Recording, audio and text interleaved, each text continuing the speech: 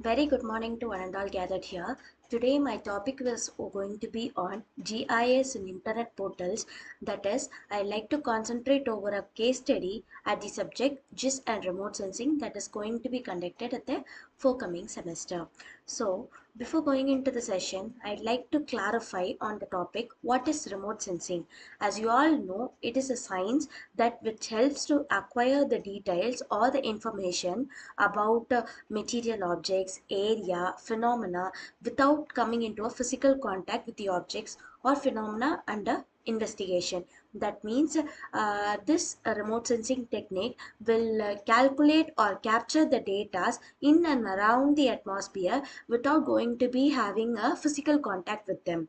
So this is a concept where we can collect the data that are going to be involved. For instance, we all do know that we always use Google Maps at our mobile phones, right? So in order to utilize that Google Maps, we have to provide the current location details at our mobile phone, and the destination which we have to use has to be provided so that it will show us the route and direction along with the speed and what could be the average time where we can reach over that destination place. So these are only possible with the help of satellites. To be precise, satellite is the one which uses remote sensing data to collect the spectral data so that we could utilize them in the Google application, that is Google Maps, and we can collect the data whichever is applicable for us and we could utilize it. So this is a small example where remote sensing concept has been used.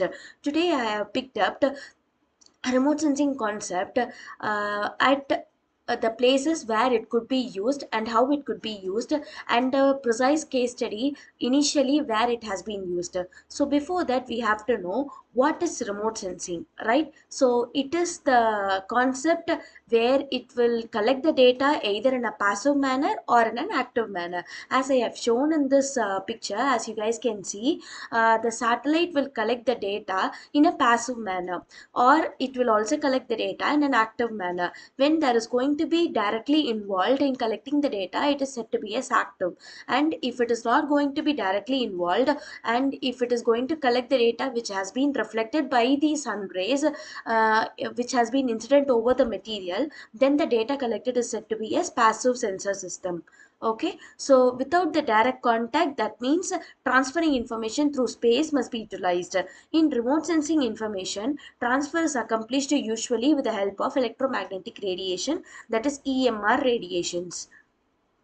So this is the case study which I have chosen, that is KYTC highway plan. Everyone are really well known about the highway plans, right? So initially we have to do know that which highway route specifically could be utilized by us. So for example, if we take a point from Coimbatore to E Road, or maybe we could take Coimbatore to Salem. Okay, so initially when we are trying to reach Salem from Coimbatore, it has been taken for us to reach them for 4 to 4.5 hours. That is not in a point to point bus.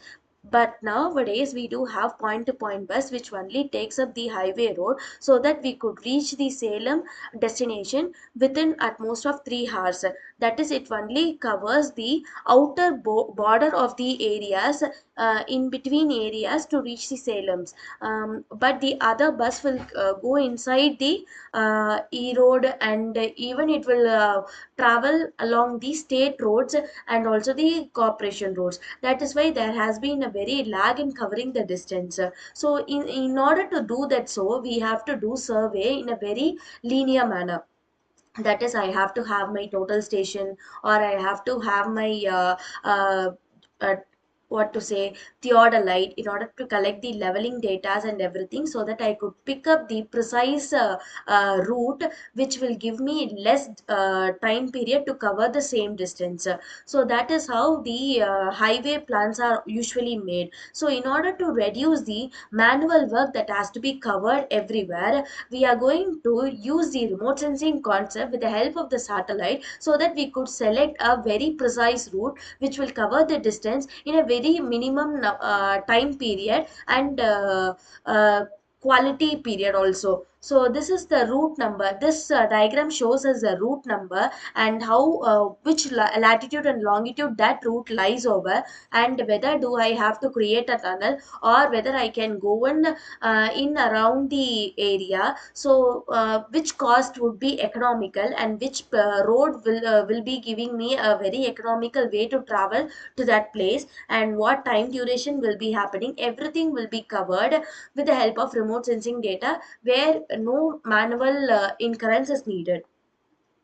So after which precisely we could use this remote sensing concept with the help of the software, so that we could choose the very good route over here. And this highway plan could be collected with the estimated planning cost, design cost, construction cost, what could be the phase needed, and whether the estimation is needed, how much duration of time period will it have for us to collect the data, and what could be the scope of the study.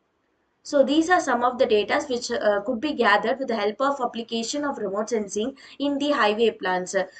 So these are the things which I was trying to say you at today's class. See you at the next class. Thank you.